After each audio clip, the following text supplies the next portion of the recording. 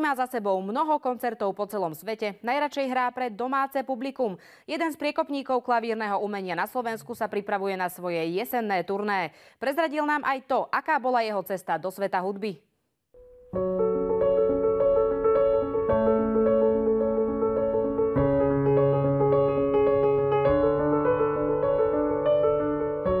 Zanietený popularizátor klasickej i súčasnej klavírnej hudby, ktorý na svojich koncertoch úspešne rúca bariéry. Aj takto by sa dal charakterizovať známy slovenský klavírista Norbert Daniš.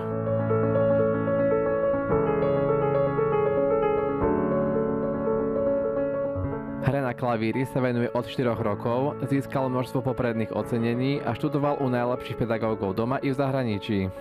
Začiatky boli také, že som začal chodiť na zušku a také štandardné, samozrejme tým, že ten klavír bol doma a teraz ja mám malú dcerku a vidím, že to dieťa sa tak prirodzene pohybuje okolo veci, ktorá vydáva zvuk a tak nejak tak veľmi podobne to asi prebehalo aj u mňa. Môj brat je huslista, takže my sme sa tak doplňali a asi tak aj nevedome podporovali v tom, že chceme proste hrať na hudobných nástrojoch. Mal som naozaj šťastie na pedagógov, najmä na konzervatóriu a na Vysokej škole muzických umení.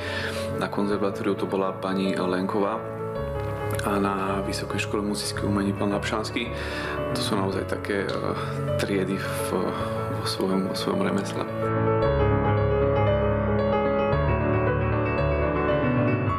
Cieľ mojich rodičov bolo to, aby som bol koncertný klavirista a tréningy prebiehali tak, že v týždni, keď som chodil na základnú školu, tak som cvičil od 4. do 7. Keď bol víkend, tak to bolo 5 až 8 hodín. Keď som sa pripravoval na nejakú súťaž klavírnu alebo na nejaké kurzy, tak tam bolo tiež tak viac hodín. Asi by som to prirovnal v súčasnosti spätne k takému vrcholovému športu. Absolvoval aj úspešné koncertné turné v USA, ktoré zakončil štúdium na Hudobnej akadémii v Pensylvánii.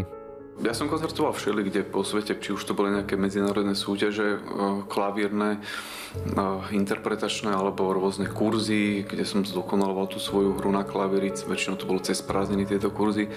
A možno také najväčšie, tak si pamätám, že som mal koncert v Bratislave a na tom koncerte bola nejaká pani, ktorá nás po koncerte zavolala, že vybral si nás, tých všetkých hráčov, ktorí tam boli, že do Ameriky na koncertné turné. Ja som samozrejme súhlasil a bolo to asi vtedy veľmi dobré rozhodnutie, pretože som na jednom z koncertov, na tom koncertnom turné v Amerike získal štipendium na škole, na ktorú som tiež samozrejme išiel.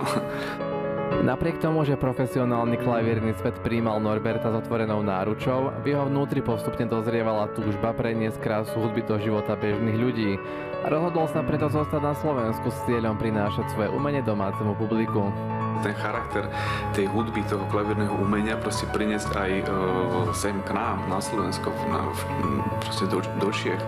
Nerobiť to len s veľkými svetlami, s veľkým pódium, proste naozaj na taký krásny koncert, na taký zážitok pre dušu, naozaj stačí len jeden interpret, publikum a nič viac.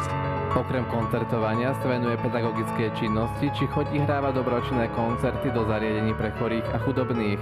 Podľa neho môže na klavíri hrať každý.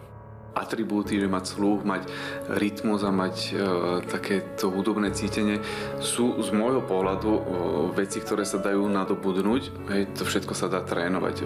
Veľa ľudí je, keď mi ľudia telefonujú, tak mám taký pocit, že si myslia, že to nezvládnu, pretože nemajú práve hudobný sluch, nemajú talent, ale vieš, keď ti ja zahrám napríklad, tak vieš rozoznať, či to je smutné, alebo či to je veselé, takže máš hudobný sluch. Takže toto sú také atribúty k tomu, aby človek mohol hrať na klavíri. Na jeseň ho čaká ďalšie klavierne turné, na ktorom zaznejú vlastné skladby, ale aj tvorba jedného z najlepších skladateľov sveta, Ludovika Einaudiho. V októbri sa chystám na také svoje prvé väčšie klavierne turné a veľmi sa na to teším, pretože vybral som naozaj veľmi pekné sály, veľmi pekné priestory. Je tam Empírové divadlo v Lohovci, to je krásny priestor, je tam synagóga v Nitre, koncertná seň Klarisky. Sú to priestory, kde je koncertné krídlo, takže ten zážitok z toho koncertu bude o to umocnenejší. Koncerty budú v Prešove, v Hlohovci, v Nitre a v Bratislave. Martin Pápaj, Teatry.